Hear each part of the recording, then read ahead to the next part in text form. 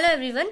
आज हम इस वीडियो में DLI 223 organising and managing information, block 2 library cataloguing, unit 7 formats and standard, ये चैप्टर हम पढ़ने वाले हैं। इस वीडियो को मैंने दो पार्ट में डिवाइड किया है बिकॉज ये बहुत ज़्यादा लॉन्ग हो जाती है वीडियो, दैट्स वाई। आइए अब डिस्कस कर लेते हैं कि हमें कौन कौन से टॉपिक पढ़ने हैं इस चैप्टर में। पहला है फॉर्मेट, उसके अंदर हमारा पार्ट है बिब्लियोग्राफिक रिकॉर्ड फॉर्मेट क्या होता है, टाइप्स ऑफ फॉर्मेट कितने होते हैं। देन हमारा टॉपिक आता है exchange format structure, exchange format का स्ट्रक्चर क्या है। इस वीडियो को स्टार्ट करने से पहले आप लोगों से रिक्वेस्ट है, अगर आप इस वीडियो पे न्यू हैं तो प्लीज़ सब्सक्राइब करना ना भूलें, और अगर आपको वीडियो पसंद आती है तो प्लीज़ लाइक करना ना भूलें। आइए अब हम सबसे पहला टॉपिक देखते हैं फॉर्मेट। इस चैप्टर में कहीं पर भी फॉर्मेट वर्ड लिखा होगा तो उसका मतलब होगा बिब्लियोग्राफिक रिकॉर्ड फॉर्मेट। अभी क्या होता है वो मैं आगे बताऊंगी, सबसे पहले ये समझ लेते हैं कि बिब्लियोग्राफिक रिकॉर्ड क्या होता है, तो पहले वो समझते हैं। In the UNISIST reference manual के मुताबिक a machine readable bibliographical record is defined as, जो बिब्लियोग्राफिकल रिकॉर्ड को डिफाइन किया गया इस तरीके से परिभाषित किया गया है as a collection of information which pretend to single document. कहने का मतलब ये एक इंफॉर्मेशन का कलेक्शन होता है जो कि रिलेटेड होता है एक सिंगल डॉक्यूमेंट से। ठीक है, आगे क्या बोल रहा है वो देखते हैं। And which is stored in machine readable form, जो कि मशीन रिडेबल फॉर्म में स्टोर्ड होता है। ठीक है, एज सेल्फ कंटेन कहने का मतलब क्या है, इंडिपेंडेंट है, वो किसी के सपोर्ट में नहीं है, तो ये कह सकते हैं। ठीक है, एंड यूनिक लॉजिकल स्ट्रक्चर, और इसका अपना यूनिक लॉजिकल स्ट्रक्चर होता है। तो बिब्लियोग्राफिकल रिकॉर्ड क्या होता है? बिब्लियोग्राफिकल रिकॉर्ड का मतलब होता है ये इन्फॉर्मेशन का कलेक्शन होता है जो एक पर्टिकुलर डॉक्यूमेंट से रिलेटेड होता है। तो कहने का मतलब एक पर्टिकुलर डॉक्यूमेंट है, उसके हम कह सकते हैं जैसे टाइटल क्या है, साइज़ क्या है उस बुक का, ठीक है, पेजेस क्या है, ठीक है, उसके राइटर कौन है, ऑथर मतलब एक तरीके से ऑथर कौन है, तो एक तरीके से उसकी सारी इन्फॉर्मेशन, ठीक है, जो एक पर्टिकुलर सिंगल डॉक्यूमेंट से रिलेटेड है। और हम कह सकते हैं कि जो कि स्टोर्ड होता है मशीन रीडेबल फॉर्म में, ठीक है, वो किसी के सपोर्ट में नहीं होता, इंडिपेंडेंट होता है, और एक उसका यूनिक लॉजिकल स्ट्रक्चर होता है। ओके, तो ये हम कह सकते हैं। हम इसका नेक्स्ट पॉइंट देखते हैं। A machine readable bibliographical record is arrange according to a particular format. हम कह सकते हैं कि जो मशीन रीडेबल बिब्लियोग्राफिकल रिकॉर्ड होता है उसे अरेंज किया जाता है एक पर्टिकुलर फॉर्मेट में, एक पर्टिकुलर फॉर्मेट होता है उसमें लिखा जाता है, उसी फॉर्मेट में रखा जाता है उसको। अभी हमने समझ लिया कि बिब्लियोग्राफिक रिकॉर्ड क्या होता है, अब हम समझने वाले हैं कि बिब्लियोग्राफिक रिकॉर्ड फॉर्मेट क्या होता है। देखते हैं। Bibliographic record format are use to describe the arrangement. Bibliographic record format का इस्तेमाल होता है अरेंजमेंट को डिस्क्राइब करने के लिए, और structures of computer readable record of bibliographic item.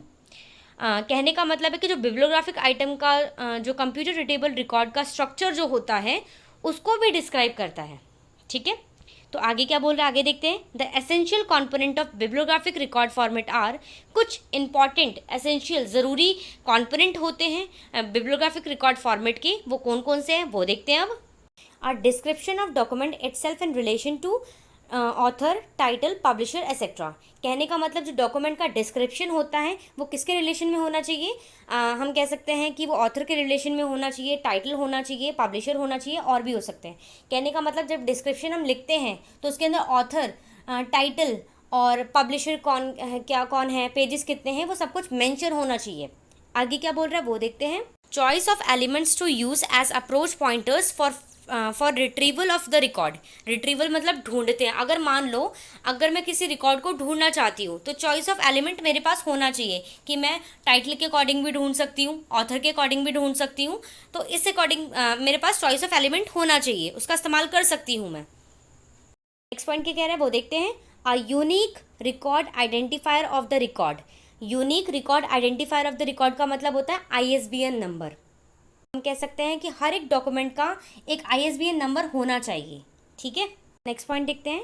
Descriptor representing the subject matter of the document selected from standard list of subject heading और थिसॉरस। कहने इस पॉइंट का मतलब ये है कि हमें हर एक बुक का एक सब्जेक्ट हेडिंग देना होता है। ठीक है, या तो वो सेलेक्ट करेंगे हम standard list of subject heading के अकॉर्डिंग या तो थीसिस के अकॉर्डिंग। ठीक है, तो हम देखने वाले हैं कि हमारे सिलेबस के अकॉर्डिंग दो तरीके से सब्जेक्ट हेडिंग सिखा रखा है। किस किसके बेसिस पे, Sears list of subject heading, और हम कह सकते हैं library of Congress of subject heading के अकॉर्डिंग। नेक्स्ट हमारा टॉपिक आता है टाइप्स ऑफ फॉर्मेट। हमारे फॉर्मेट कितने टाइप्स के होते हैं वो चेक करने वाले हैं। हमारे जो फॉर्मेट होते हैं वो दो टाइप के होते हैं। पहला होता है इंटरनल, जिसे हम लोकल फॉर्मेट भी कहते हैं, और दूसरा होता है हमारा एक्सचेंज, जिसे हम कम्युनिकेशन भी बोलते हैं, या तो हम इसे एक्सचेंज फॉर्मेट, कम्युनिकेशन फॉर्मेट या इंटरचेंज फॉर्मेट भी कहते हैं। ठीक है, अभी इंटरनल फॉर्मेट क्या होता है और एक्सचेंज फॉर्मेट क्या होता है, अब इसको हम डिटेल में देखते हैं। इंटरनल लोकल फॉर्मेट अभी क्या होता है वो देखते हैं। पहला point, it is used in small library, इसका इस्तेमाल स्मॉल लाइब्रेरी के अंदर होता है। Second point, it is use, इसका इस्तेमाल according to the needs of the local system, local system के नीड के अकॉर्डिंग होता है। फॉर एग्जाम्पल, एक छोटी सी लाइब्रेरी है जिसमें वो जो लाइब्रेरियन है वो रिकॉर्ड करके रख सकता है अपने डाटा को एक्सेल के अंदर। ठीक है, तो इसका ही एग्जाम्पल था, वो नीड के अकॉर्डिंग डाटा को रिकॉर्ड करके रखते हैं। ठीक है, इसका इस्तेमाल होता है। नेक्स्ट पॉइंट क्या कह रहा है, their main aim is economy, इसका मेन एम होता है इकोनॉमी। ठीक है, पैसे को बचाना, सेव करना। ठीक है, ज़्यादा फंड तो होते नहीं है उनके पास, दैट्स वाई। आगे पढ़ते हैं। Next point, it can't be convert data one format to another format, इसमें जो डाटा होता है एक फॉर्मेट से दूसरे फॉर्मेट में कन्वर्ट नहीं हो सकता है। ठीक है, नेक्स्ट टॉपिक देखते हैं, एक्सचेंज, इंटरचेंज, कम्युनिकेशन फॉर्मेट क्या होता है। पहला point, exchange format are used for exchange of records between system, system के बीच में रिकॉर्ड्स को एक्सचेंज करने के लिए इसका इस्तेमाल करते हैं। ठीक है, आगे कह रहा है, it can be transfer data one format to another format, इसमें डाटा को ट्रांसफ़र किया जा सकता है एक फॉर्मेट से दूसरे फॉर्मेट में। ठीक है, आगे क्या बोल रहा है, it is used in large और बिग लाइब्रेरी, हम कह सकते हैं बड़ी लाइब्रेरी में इसका इस्तेमाल होता है। ठीक है, अब हम एक्सचेंज फॉर्मेट का आगे का पॉइंट देखते हैं। Bibliographic data format adopt for exchange of data consist of 3 basic components, इसका मतलब है कि एक्सचेंज ऑफ डाटा को अडॉप्ट करने के लिए बिब्लियोग्राफिक डाटा फॉर्मेट के 3 बेसिक कॉम्पोनेंट होते हैं। ठीक है, अब ये कौन कौन से होते हैं वो देखते हैं एक एक करके। First point, a defined physical structure, rules for the arrangement of data to be exchange, this may be link to one data into another data and where it will be kept। इस point का मतलब ये है कि जो exchange किए जाने वाले जो डाटा का जो अरेंजमेंट होता है उसके लिए रूल्स बनाए गए, और हम कह सकते हैं कि जो डाटा होता है वो एक डाटा से दूसरे डाटा का लिंक्ड होना चाहिए, उन दोनों के बीच में लिंक्ड होना चाहिए, और वो कहाँ रखा जाएगा वो पता होना चाहिए।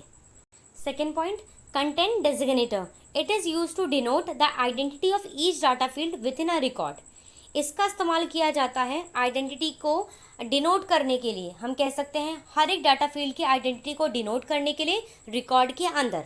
ठीक है, इन अदर वर्ड्स, दूसरे शब्दों में कहा जा सकता है, इट मीन्स, इसका मतलब होता है in which name of the data field is written, इसमें जो डाटा का फील्ड होगा उसका जो नाम लिखा जाएगा, डाटा फील्ड का नाम लिखा जाएगा। Third point, rules, content of the record govern by the rules for the formulation of different data element। I want you so